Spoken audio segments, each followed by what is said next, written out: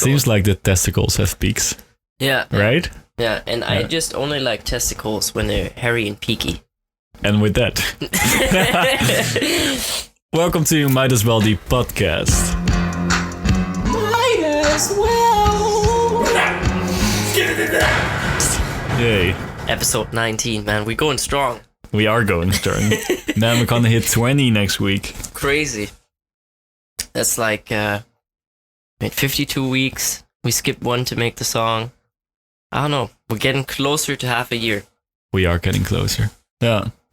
But hey, still, 19 is like way more than 3. Quick math. Yeah. It's just what you compare it to. Yeah, I mean, I guess 19 is... Makes sense. You know, it's also a very special day today. It's Friday. What's special about it? Well, it's more often not Friday than it is Friday, so it's pretty special that it's Friday. I mean, Friday is always like the day I think most people look forward to, right? Yeah, the start of the weekend. Yeah. End of the work week. Yeah. Always a good vibe. Always hell a good yeah. vibe. So how's your week? Yeah, good. I mean, pretty solid. Like, wasn't bad. Wasn't like anything crazy or anything, but it was good. How about you? It's so funny if we talk about like weeks in quarantine, right? It's like, yeah, well, this week, you know, sometimes something happens, but then you just deadass have a week where it's like, yeah, I have nothing to say. Yeah, and then you're like, yeah, I didn't have a mental breakdown this week, so I guess this has been a good week. Exactly. I did kind of like right now I'm reading a lot of books on psychedelics, actually. Okay. More scientific, but also like an explorer guide for like, I don't know, I had the idea to just like, I don't know, take those trips more often, you know, also figure out like for myself, like how like, cause like I read a lot about it, that it also tells you a lot of things about yourself, right? And I also want to make a disclaimer, if you want to, you know, don't take this as an advertisement for psychedelics. I mean, it can be. I mean, you have to be in the right mindset, but if you really want it, then you're in the right mindset. I mean, oh yeah, 100%. I'd say have a go. It's gonna be an interesting experience. Oh, that definitely. And I read a lot about like the history of it and like why the controversy exists and stuff. So it's pretty interesting. And I didn't know how much of a role psychedelics play in Silicon Valley. Did you know? No. Like, it's crazy. So there's this dude called, like the whole story is strange, but there's this dude called L. Hubbard. And it's this dude who like apparently always walks around with like a revolver in his pocket and looks like a ranger, right? Uh-huh. And people say he's a double agent, like he's working for the CIA, but also like does his own LSD experiments or whatever. As one does, okay. Exactly. And he had this practice where he was like, where he like had a clinic in LA and I think also in Vancouver. Mm-hmm. And he constantly held guided sessions through psychedelics, right? So he really brought people to the substance and really walked them through the whole process. Mm-hmm. And he shaped that environment in Silicon Valley, because in the 1960s, he was going to Silicon Valley companies and doing it for all of their employees. All of their employees had like a psychedelic journey on their schedule. And like, I think also like Steve Jobs and Bill Gates and all of them, like the whole techno thing that's happening in Silicon Valley is also like somewhat, I think, due to the fact that all of them are doing psychedelics, which is that's really crazy. Yeah. And apparently now all of them are microdosing. Microdosing is... Oh, my laptop spazzing. But microdosing is a technique necessarily where you microdose on psilocybin or, you know, like most drug. cases. I mean, you can microdose with everything, right? Yeah. But I think like the emphasis is on psychedelics, and they do it like in intervals, and it's supposed to help your creativity or like keep a workflow, right? Mm-hmm. And apparently it's studied, so I said, fuck it, I'm gonna try it, you know? So I took like a microdose on Tuesday, and I think the next one I gotta take after this podcast, but so far I don't feel shit. Interesting experiment. We're gonna find out in the podcast, I guess, in the coming weeks. Yeah, how it's gonna turn out, but yeah. I'm all for it. I mean, experiment. Let's go. Yeah, I mean, we'll see where it leads to. But I just like reading up on all that. I was like, why? There has to be a reason why they all do it, and I mean, tech industry, especially Silicon Valley, has exploded in the last couple of years. So I don't know. We'll see what it does. Yeah, man. Ooh, when I'm gonna start with. I wrote down a talking point, but I want to start with it because it happened pretty early on in this week. Okay. So then we kind of have a chronological order somehow in the podcast. I found this great article about an Alabama man. Oh, already sounds amazing. I might have told you already, now I'm not sure. Well, this guy went to a car dealership and took a car for a test ride. Okay. On this test ride, went to rob a bank, and then went back to the dealership, and with that money, he bought a fucking car and drove off. What? Sounds like a movie plot. What is this? Yeah, this is like real thievery right here. But like, I would have bought like a different one. Like, like, isn't the license plate the same? Like, yeah, and you always need to leave some identification when you go for a test drive, right? So they know who you are, what car you're in. Like, at least buy another one. But I'm also all for it. You know, this is the classic plot. I'm glad he did. I'm also glad I'm not him, but I'm also glad that he did it. Yeah, man. Some people, it's interesting to see what people can come up with. You know, there are a lot of different opportunities for people to shine these days. Yeah. Gorilla Glue Girl. Oh man, like it's crazy how people really found ways to bend the internet like that to still make money out of it. I feel like nowadays it's always like, even if a clip goes viral of like an Uber driver being screamed at or something, you know, then there's always like, oh, help the Uber driver out. But here's this. It's a really nice thing, right? But it's also kind of strange. Yeah, we started a GoFundMe page. Yeah, it's a beautiful thing, but it's a shame that some people take advantage of it. Yeah, that is also true. Being an option. True. Did you see the whole? Now that you mentioned Uber, I think like a girl coughed on an Uber driver or something, and she got arrested, right? I don't know about that. I just saw the video, like where she was like screaming and like taking off her mask and stuff. Yeah. Very weird video. Yeah, I think they're gonna adjust some laws now, or at least they're gonna file some like questions for that. Like, should the law be changed? Because right now, like coughing in someone's face or touching them, kind of is a bit more inappropriate than, like, it's always inappropriate, of course, but in this situation right now, it's even more inappropriate because you actually risk someone's health by doing that. True, but I feel like that's a tough situation because like, I think for now it's a good one though, because I've also seen it with reporters, and usually you don't fuck with the press, right? That's one thing. Even in war, you don't fuck with the press, and there are people out there who support like a whole Corona hoax party, and they go to reporters and they hug them, which I know is meant to be a kind act, but you are putting someone's health in danger.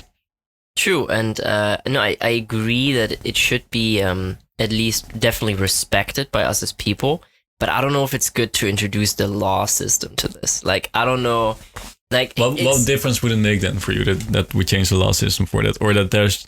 Because it can be just a temporary law, right? Why is that such a problem? No, I mean, I'm not saying it's a problem. I don't know enough about lawmaking, and I think we need to just look out for each other. And but like making this on a law basis, I feel like we right now are in a system where we have structured absolutely everything, and every conflict leads to another thing being structured. And I think we're just over-structured at this point when it comes to laws and regulations, that we see some missteps. Okay, but I get your point. But that's something that's going to change in the long run. Like, I'm just saying for now, maybe it's a bit safer out there for people. If there's just even like a law that allows the judge to look in an individual case, and if there is such a thing as coughing or whatever, that then maybe some harder measurements can be taken. Yeah, no, I mean, it's definitely good to keep people safe. It's going to definitely disencourage the fact that people are going to do that. Yeah.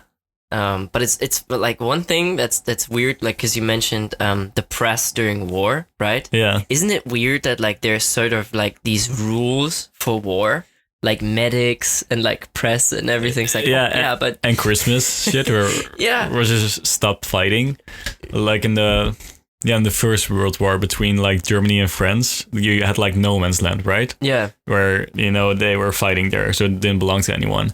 And during Christmas, they were just playing soccer with each other there. It's so strange. And then the next day you go out there again and you try to fucking kill them. Yeah, that's weird as hell.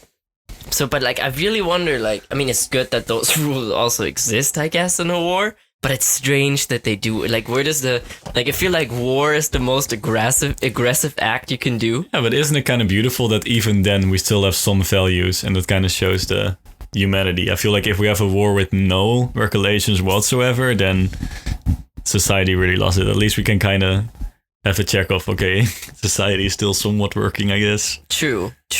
But I think you also have always the exemptions of a rule, where rules like that have also been broken, Yeah, of course. So, of course. Yeah. I mean, but in general, it is a beautiful thing that I guess it exists, even though war is really everything else but beautiful. Yeah, but it's bittersweet. Yeah. Because it's nice that it's there, but it's sad that it has to be there. If that makes sense. Yeah, exactly.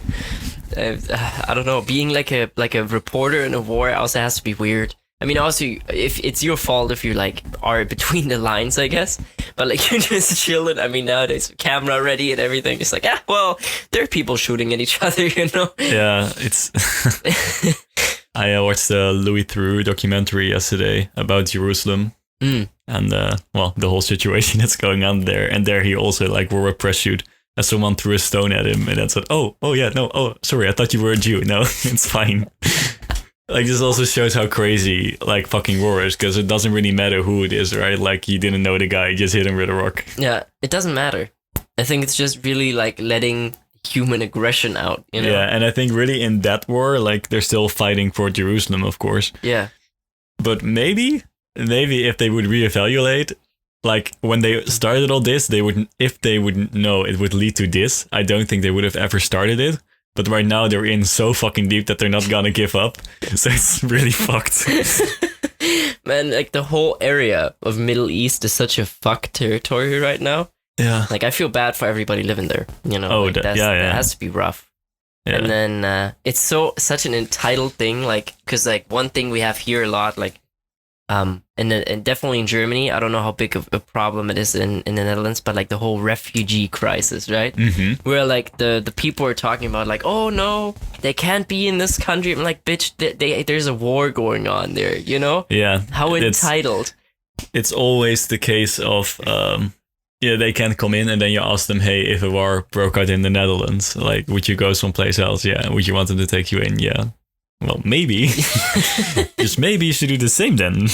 Yeah, and it's, I don't know, and there's a lot of problem pushing then, it's like, but, they're gonna steal our jobs, like the typical.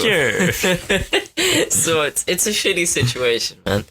Yeah. But, yeah. Which, especially with refugees, is always a bit of a weird statement. Because they can't really work while they are a refugee. So, and in a way, they're only creating more jobs. So that's always a fun statement. And also, I mean, it has to be difficult. I mean, they come to a country where they probably most likely can speak the language, have been miles away from home. Like, it has to be difficult. It really has to be difficult. Yeah, I can't even imagine what it's like to be in that position. Yeah. Well, gotta. But this is said. I want to bring up the vibe a bit. Okay. What animal can you take on in a fight? Like, where do you draw the line? Where do I draw the line? Like, I feel like we could easily beat a penguin. A penguin, yeah.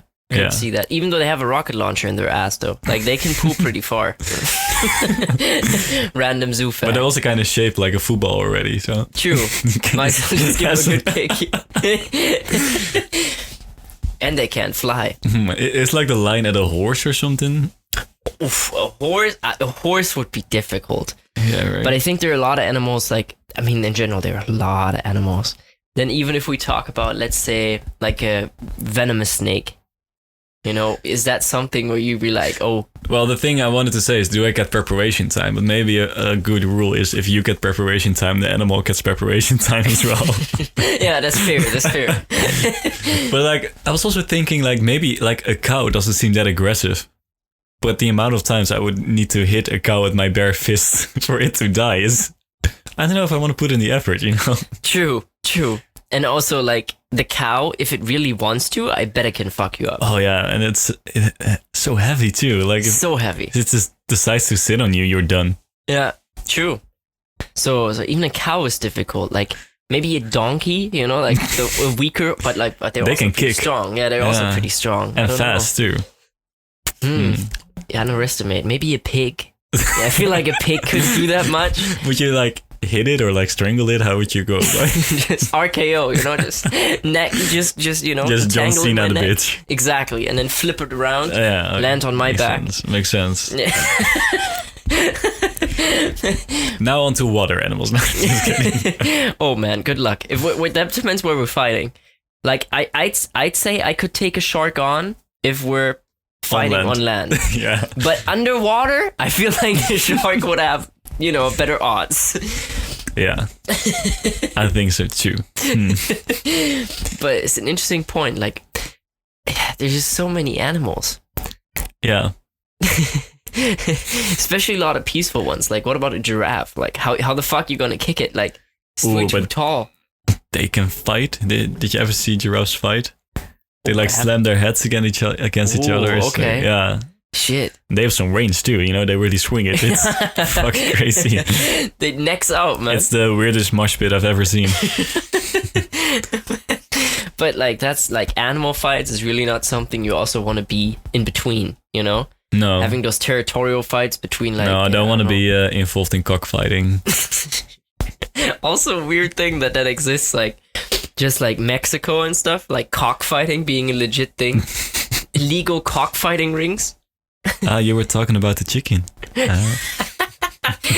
Well, I mean, those cockfights probably exist too. Let's be real. Just like giraffes then, or how would it work? I mean, I feel like it would be on a like smaller scale, you know? But still, the biggest swing wins the battle. Maybe it's also technique, you know? It's also about the flow of the ocean, you know, as they say. The motion of the ocean, exactly, not the flow. Well, same shit. We sound like such fucking virgins in this conversation. Man, wait. No, it's not about the biggest swing. It's also about the motion. But it's in last week's podcast. I hope we didn't get cancelled for that one, by the way. Yeah, are we still allowed to post? How about that? What are we doing here? What's the point of this now? But also, Disney princesses. You know, I feel like we already outed our virginity, talking about who the craziest out of The them freakiest. is. The freakiest, yeah. Even though Belle took that cake. Let's be real. Yeah. That dirty bitch. Yeah, she likes it dirty. You just know that shit. Probably. Cinderella. Okay, no. No, she doesn't. No, she's always cleaning. Yeah, I know. No, she about that clean, you know. She wanted a clean dick. okay, we had that topic last week. Well, if we didn't get cancelled last week, at least we'll know for sure now that we're getting cancelled this week. So that's True. good. True. I mean, look, upgrade. we upgraded the uncertainty to certainty. Oh? It's what religion did. Are we religion now? Okay, no, let's not rant about religion. It does do good for a lot of people. Yeah, So, if it gives you direction in life and it makes you happier as a person, then go for it. Oh yeah. So funny. Talking about religion. I recently there's a new season out of Last Chance U, which is like a football documentary, but now it's featured in basketball. And it's basically just going documenting a season for like a really like a college that's not prestigious, you know, like not prestigious whatsoever, and it's like really their last chance to make it to like a pro league or something, right? And all of them are hella troubled. And this season they have the funniest coach. It's this coach who's way too energetic. Like, only thing he does is like giving spin classes and practicing basketball, right? Yeah. He's running the entire time. He runs more miles than all the players. That's good though. That's good. I like that. Oh yeah. But then he's also like super Christian and like, I don't know, it's a fun vibe though. A fun vibe. Super Christian. Yeah. The next level Christian. Really the devoted ones, you know. But I understood his reasoning when it comes to religion. Yeah, he said a great sentence because he said there's so many unknowns in the world, and for sometimes you just can't take it in one certainties, and that's why I chose to become religious. And I said, okay, that's something I can get behind. Yeah, you know? Yeah, sure. Yeah, and it also really still shows that it's a belief, right? That he also doesn't know for sure, but hey, this feels right, so he does it, and that's perfectly fine. Yeah, 100%. You also don't blame other people for not taking that route too. Then it's golden, right? Yeah, exactly. Now, before this episode, again, we posted something on our Instagram page at mightaswell420 if you're interested. And we got 2 questions or suggestions. Oh, hell yeah. So here we go. Shout out I to actually those read them before the podcast. I'm going to read them both because it's kind of... First we got, how about you guys do a podcast while being like drunk as fuck? Like drunk. Like drunk. Oh god. I mean, we definitely can. Like you know? Almost falling out of your chair drunk. Oh, it's gonna be an interesting podcast episode. I hope we're gonna remember to press record. Yeah, and then the next thing is things to do sober. I really need suggestions. Things to do sober. Yeah, so I thought it was a nice contrast of those 2 questions. That is a good contrast, man. The 2 people really spoke beforehand what they're gonna put in. Yeah. So fun things to do while sober. I'd say follow your passions. You know, find something that you're interested in. You know, whether it is, and stay away from what you think. You know, like school grades, right? Don't look at school grades and realize, oh, this is what I do well and this is what I don't do well. Listen to your heart and feel like something that you really wanna go further in or know more about, and then see where it leads you to. Yeah, but like definitely. But maybe I don't know, when I read the question, I was kind of thinking in more tangible things, because I feel like we all kind of know that we need to follow our passion. But maybe do we have some fun suggestions of what we enjoy, for example, to do sober? That, but because I got it more from like a different perspective, I guess. But I guess fun things, you know, it's tough during a pandemic, and maybe that's why I started with that thing off, because like I don't, besides like doing something that I like enjoy, I like to go for a run, you know, meditate. But I wouldn't necessarily say that those are like regarded as fun things to do. Yeah, well, I can say, you know, go to your cabinet, get a board game out. Oh, yeah. Like, that's fun. Like, I kind of, like, I don't know, like, it kind of revived board games for me this whole pandemic, because I was kind of, you know, they're always there, but now I really started playing it again, and you don't necessarily need to drink. It's really fun. Outside sports is really important to go outside. Yeah. Like, just get a frisbee or something. Like, you can still, you know, if you clean your hands, do it in a very corona-proof manner, where you keep a 1.5 meter distance. Yeah, true. You know, be creative. Like we already spoke of, hey, what games can we do outside? Well, they were drinking games, so it doesn't really, it's not sober. But for example, like a giant beer pong game with like buckets instead of cups could be really fun without drinks too, I think. True. Definitely. So get creative. And reading a book is always a good one. It's a hobby you need to get into and maintain. But it's always a good one. Yeah, definitely. And there's so many books out there. Like whatever topic you like are semi interested in, you're gonna find at least 15 books about it. Yeah. Or like cooking can be a good one, because that's also an investment in yourself, I think. Yeah. Not just to be able to cook, but to enjoy food. I mean, especially good thing to pick up. Yeah, and I think especially during COVID, when maybe you don't know what to do with your time, and at least if you spend time cooking food, then and it's gonna taste way better than in a restaurant, because you got that. Oof, I made this. Yeah, you gotta treat yourself, right? Yeah, exactly. And, forget about that situation we're in, huh? But I mean, hey, let's see how long this lasts, you know. But till then, we all just gotta hit the time around and see what works for us, I guess.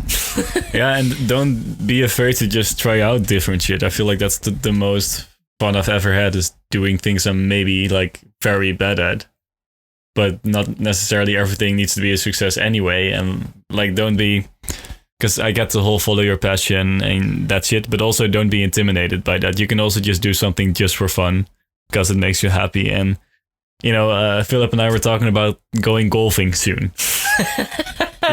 We can golf for shit, but that's fun to do while sober. Exactly, or mini golf. Same small version. For the short kinks in this podcast who can't grab a whole golf stick. Yeah.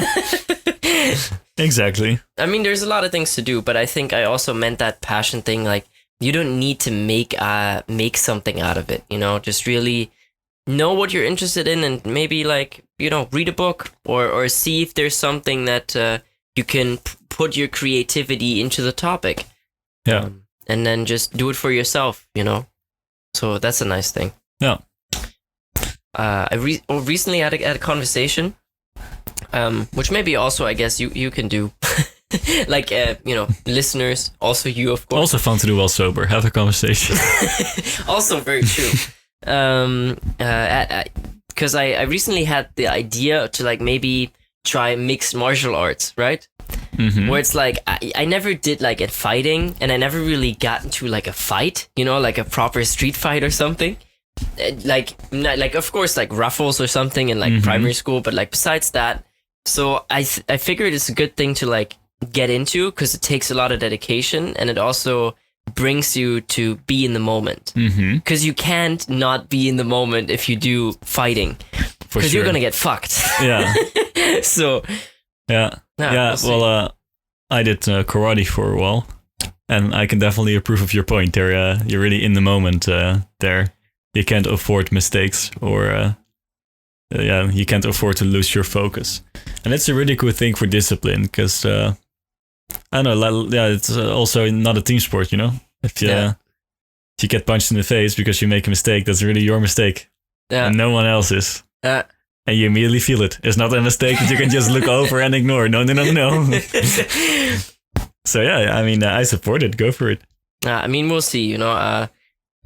Not saying I'm gonna be but I think just knowing the basics is also very helpful in a day-to-day situation. If you see one and you want to fuck them up on the street, you can just go ahead and do that. No, but self. Yeah, it does give. I do think being I've done karate, and I've also explored some different fighting sports. I do feel I am more confident knowing that I have something in the back of my pocket, a little monster that can come out. Yeah, makes sense. If necessary. Yeah, and I think that's a good thing to have. So I want to kind of get into that a little bit. Definitely, because we joked about beating up someone, but specifically defense would already be a great thing. If everyone had a basic defense. Still, doesn't work in every situation when you don't want to pull up with your fists to a knife fight or anything. But true. That was my favorite lesson in karate class. They brought these dummies and dolls and knives and shit, and then my karate teacher, who I respected, black belt, tough as shit, he stood there and then he said, "Okay, I'm gonna show you the best technique of defense against a knife," and then he just ran out of the dojo. Don't even try. Okay. Of course, we're learning if you can't escape the situation, what you can do, but always try to avoid it. If you can't get away from the fight, get away from the fight. It's not worth it. Yeah. No, I think that's a very valuable lesson too. And you can see that stuck with you, right? Yeah. Because it was not what you expected him to do in that situation, I guess, right? So he's a good teacher, for that, and I think. It's weird how we really got away from our primal instincts, right? We forgot that we're all people who are hunting and gathering fruit and shit. And and here we are. What can we fight? A penguin? Yeah, exactly. It's just, it's a bird that can't fly. That's so sad. So, yeah, man. But I think just the basic defense is crucial, to know. Just, you never know if you sometimes could get in a situation like that, where it's, definitely helpful to have that knowledge. Yeah. Yeah. Oh well, we said nothing really interesting happened this week, but that's not true. We had the Dutch elections. We voted. Okay. Well, you couldn't vote, of course, because you're not registered. Well, you are registered, but you're not a citizen. Okay, that's what I wanted to say. But yeah, that was interesting. How did that go? I haven't. Well, good for me. I could vote like 100 meters from my house, and they kept like a 1.5 meter distance everywhere, so that was good. Yeah, I did come across. It was kind of weird because I've seen a lot of posts on Instagram that said like vote for a woman, preferably of color, and immediately it got reactions like, yeah, you shouldn't vote for a politician just because she's female. True. Which is a fair remark, but for all those people who posted that, I quickly want to explain something because I don't think that's what people mean by voting for a woman. Of course, it's about what the politician wants and what his ideas are, and what kind of a person it is, how it comes across. But you're not just voting for a vulva; you're voting for a woman, and at least the Dutch parliament, I think, is mostly like that all over the world. It's dominated by men. Yeah. There are not a lot of females out there, and just by bringing in a woman doesn't mean you bring in her standpoints, but also her experience, and from experience come ideas, and from ideas come new measurements. Like, it's a total different point of view what you bring into the parliament, especially with issues like abuse or rape and that stuff. Like, being a woman is in a society can never be experienced by a man. Yeah. Like, you can try to, but you can never really truly have that experience. You can try. Yeah. So yeah, it's great to bring like a total different point of view to a discussion, and that's not just with women, but also with the whole LGBTQ plus community, to bring in different perspectives. And of course, it's about the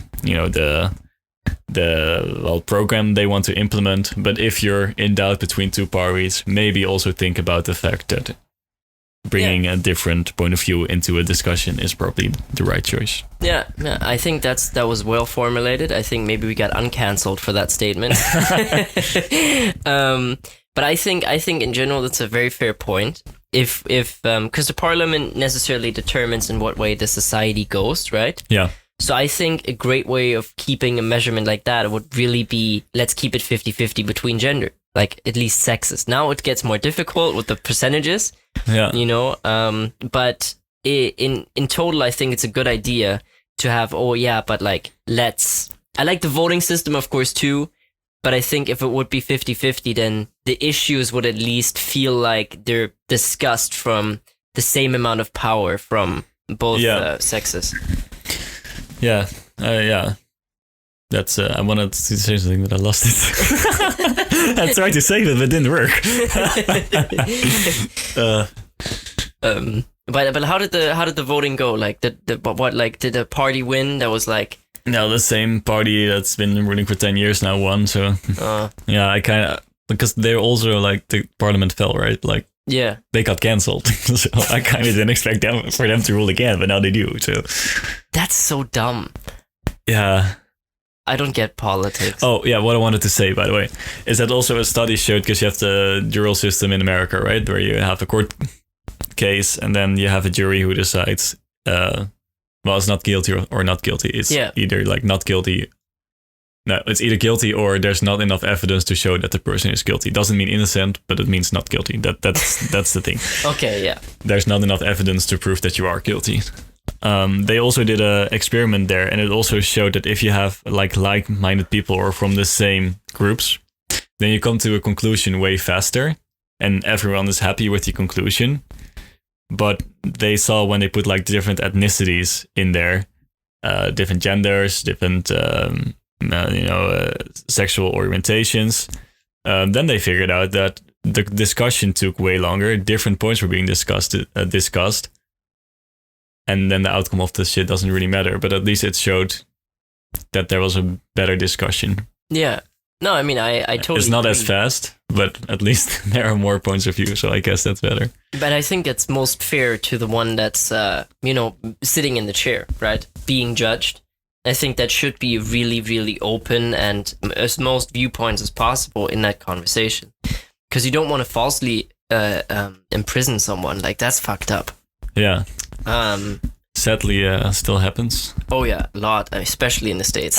I think the whole Among Us game kind of showed that the jury system doesn't necessarily work. Yeah, very fair. Because your judgment can also be so off. Yeah.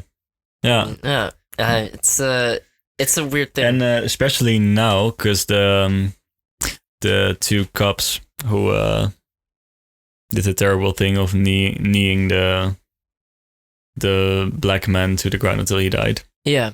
They are going into court, but they're having troubles to finding a jury because you can't have apprentices as a jury.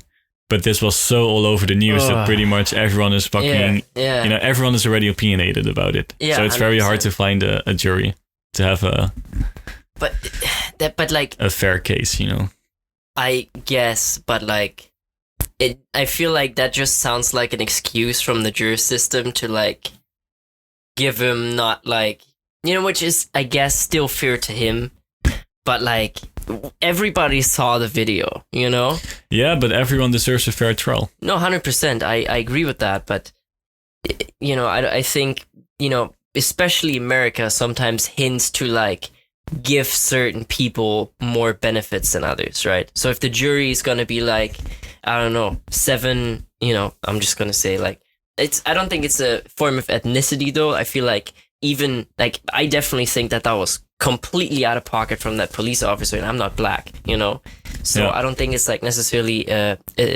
form of ethnicity, but it's, as you said, like it needs to be really difficult to find like what's fair, what isn't, like who determines that in the same way, Yeah, because you kind of need to go into the case with like no opinion, and then there are two parties who try to convince you otherwise, right? But everyone already has an opinion, so it's very hard, Then the evidence doesn't speak, but the circumstance does, and in court it's more about like evidence based. Yeah, very true, very true. Because again, it's not guilty innocent; it's guilty not guilty. I mean, but I'm pretty sure if that. Oh, this is definitely going to be guilty. No, I don't think the states will survive saying this is a not guilty case. Yeah, very true, very true. But it's also about like what punishment they get. Like, I think it's fair to say this isn't about if they're innocent or not. This is about like, okay, but how long are you going to stay inside? Yeah, and also I think a lot of cases like, okay, but what do we do about the situation? Because I feel like that hasn't really been addressed yet, right? Where it's like, I feel like it's been stalled, but I personally haven't really heard anything of like what they actually do now to ensure. True, I didn't hear it either. But I'm also not too, like, I also didn't look it up, to be honest. Like if there are new regulations within the police. I mean, me neither. I'm not too informed in the case either. I just heard that Minneapolis is a weird place now, I think. Oh, what about it? That's where it happened, and I think didn't they shut off police or something? I don't know. I didn't read it. They did some weird thing. I don't want to talk about this if I don't know all the information, but I think Minneapolis, like where the Greg Floyd thing happened, is definitely was a little crazier, I think. But I mean, rightfully so. Very true. Yeah. Very true. Another thing I stumbled across this week that I wanted to share was this great TED Talk, right? From, forgot her name, but she's an archeologist, right? Uh-huh. And she made a very interesting case, right? Where I was like, I don't know what to say to this, right? So she made the case, she studied like the Maya culture for like 12 years, right? Mm-hmm. And she made the case that it's super racist for shows like Ancient Aliens to exist, because they necessarily are racist to the people that actually built the structures, right? So it's like, it's racist to assume that the pyramids were built by aliens, because she thinks it in a way where it's like, oh, it's such a controversy because we don't believe that, necessarily brown people did it. It's like, I get her point, because she said no one really questions how the Colosseum was built or the Parthenon was built, because that's necessarily, that was built by civilized white people, and then we don't think people in the jungle are civilized enough to build something like that. Yeah, that's her take from it. But the way she said it seemed more aggressive to like even like, even to just have another theory than like the traditional view of things. Yeah. And she says, oh yeah, we need to do everything evidence-based. And I completely agree with that. But the thing is, why those structures, I think, are so argumentative, and also the Colosseum and Parthenon maybe are not, it's because we have more written documents of those buildings in comparison to the pyramid, or like the evidence that goes into who built those structures. Yeah. But I don't know about that claim, you know. I don't know if it's racist to say, oh yeah, aliens did it. I didn't even think about that. But I'm also very glad that I didn't even think of that. But yeah. I mean, like to a degree, I definitely agree that we think of the Maya or Inca as this uncivilized folk, which I don't think was the case. I just think that of like every like past. I don't know. Like I also would have been still fucking surprised that we built the Colosseum and shit. Like that still can't I still can't comprehend how that fucking works. True. No, me neither. And I have no idea. Because they didn't have cranes and anything, you know, so it has to be fucking difficult. Everything is a fucking hustle. Oh yeah, it had to be. But it's I mean, that's why I get her point with that, because I don't think we doubt those buildings as much. But I don't know. I mean, the pyramids are pretty crazy, and I think even if the pyramids would be in Rome, then we'd still look at the pyramids and be like, "Yo, this is still kind of strange." Oh boy. Oh yeah, speaking of hustle and buildings, man, I will never forget this from art class. Like I've been to Rome and like the cathedrals that Michelangelo painted. Yeah. But I never realized that this motherfucker, like if he painted a ceiling, had like one thing he built that was really close to the ceiling, so he could just lay down and have enough space to move his arm. Had to do that, climb up, paint, climb down, which is fucking high, and then look like, did I do it right? Nope. Okay, and then go back. And then if he did it right, move the whole thing he built like 1 centimeter to the right, and then go up again and lay down. It's, I wouldn't, like now I know why these things take years to make. Yeah, had to. I mean, that's hustle. Tedious. It's crazy. Yeah. Ooh, speaking of painters. Okay. When did Picasso die? I don't know. Wasn't it like wasn't it in the 20th century though? Like I want to say 1990 or something, but I feel like 1973. Okay. But yeah, I kind of, that's one of those things that you read and you're like, yeah, that's true. Like if you think about it, you would say that, but when you look at his paintings, it always feels more ancient, like 200 years ago or something. Because if you scroll through like an art book, they're right next to like Monet or something. They're like, that's before. I think I only had like somewhat like he had to be 20th century because of the painting he did. I think Guernica, which was the painting. I mean, don't quote me on this, but like I think Guernica is like the Spanish village that got destroyed by Nazis and like it completely burned down. And then he painted it. It's like I think one of his most famous paintings. So I knew that it had to be like somewhat like in that region, I guess. Yeah, that's pretty crazy to kind of know. Like my parents, no, but my grandparents definitely were alive when Picasso was still alive. Yeah, but I mean, we can also we have that probably nowadays, right? Where like if at the end of our life we're like, oh, it's crazy that we're alive at the same time. Yeah, of course, but it's fun to think about. True, definitely. Wonder how many handshakes were away from Picasso. That true. Is that how you live on? The handshake? Yeah, maybe we should give some context, because we were talking about this earlier this week. Oh yeah. Like, because people shake hands, like how many handshakes you're away from a person, or like, yeah. Yeah. Or like a celebrity, right? Where like we discussed who's the most famous handshake that we had. Yeah. And then, which by the way, I guess we can also clarify that real quick. Like mine is Manuel Neuer, like the goalkeeper of Germany, in case people know. Yeah, and mine is John de Mol. That's just a billionaire from the Netherlands who actually came up with the Voice format. So that's how you probably know him. Yeah. So, but then like really having that thought, like how, like also let us know what's your most famous handshake. Yeah, and it sucks that it's Corona, because else we could shake all of those hands, and then we would also be very close. True. It's a shame. It truly is a shame, man. I mean, still, you know, I don't want to toot my own horn here, but I'm one handshake away from Post Malone, because I shook Barry Shadow's hand. True. That's kind of crazy. You always have these different connections over like 15 corners, right? Yeah. But then, I mean, that's pretty close. Like 2 handshakes is whew. One handshake. For you, it's 2. True. Okay, fair. You're 2 handshakes away from Post Malone. How about that? Crazy. But then also, like, what does that gonna really get you? You know? Self-validation. Oh, makes sense. I'm interested.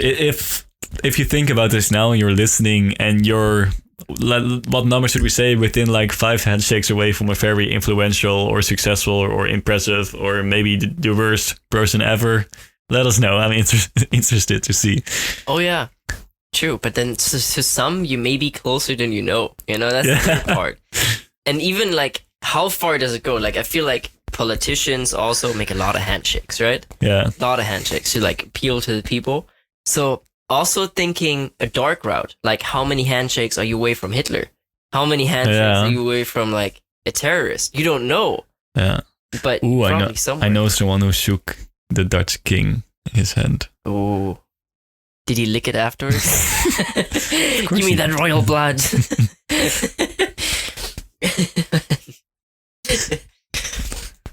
Well, yeah. I mean, we're 46 minutes in. Do you got a topic? Do I have a topic? Yeah. Now you're putting me on the spot. I don't think so. Do you want to talk about white salamander again? White salamander, yeah. Oh yeah, no. Just something fun. Maybe also to do while sober. I started watching this documentary about pirates. But like, pirates are so fucking mainstream. Yeah.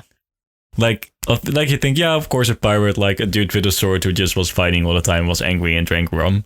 Yeah. Like, it's almost like a fairy tale, but they were actually fucking out there. And everybody did it, right? We talk about pirates and we think of this, oh yeah, uncivilized, like small group of people, right? But what? There's no difference in what the Spanish, the English, the Dutch, like what they did. They just had more capital, but they were still doing piratey shit. Like, what's the definition I don't know of a pirate?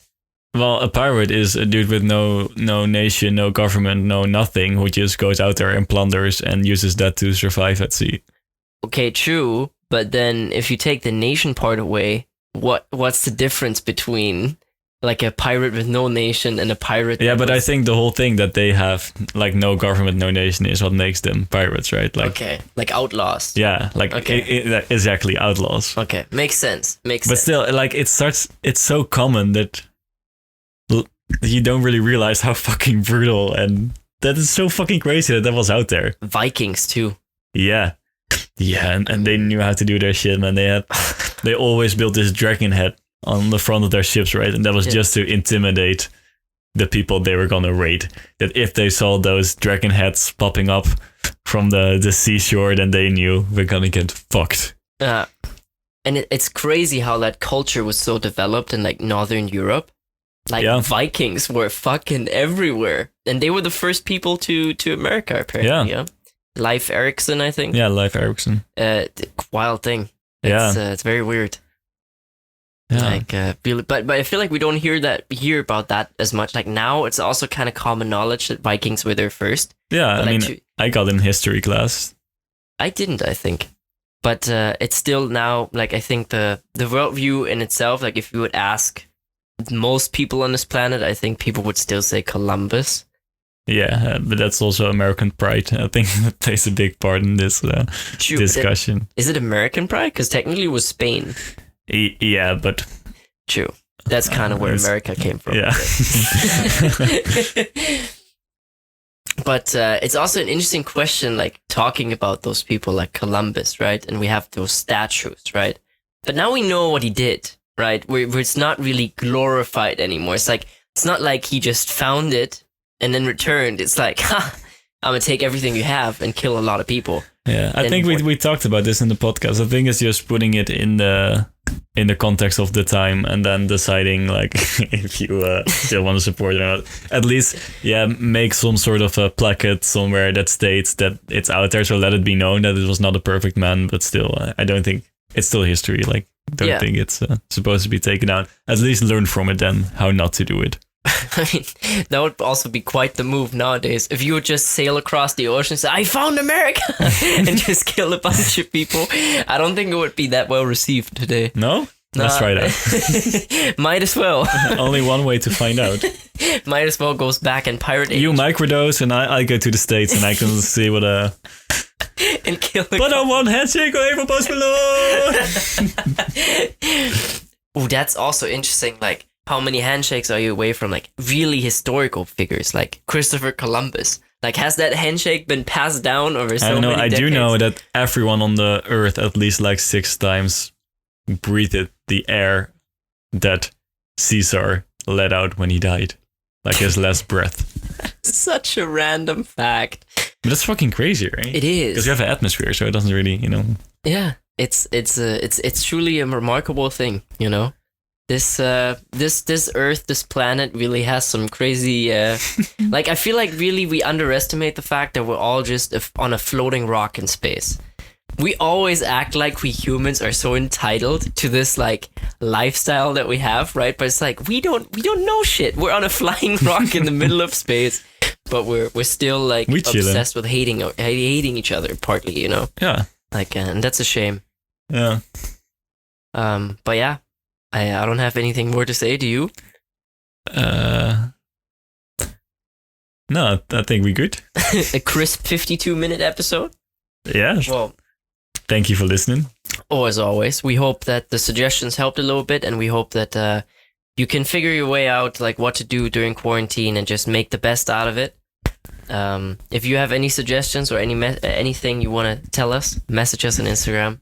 Yeah, it can be about podcasts, but also just feedback in general of how, like, not just what you want to hear, but hey, if you have some tips and tops, always welcome. Leave them on Instagram at mightaswell420. Well said. All right. Enjoy your week, guys, and see you around. See you next week. No peace? Might as well.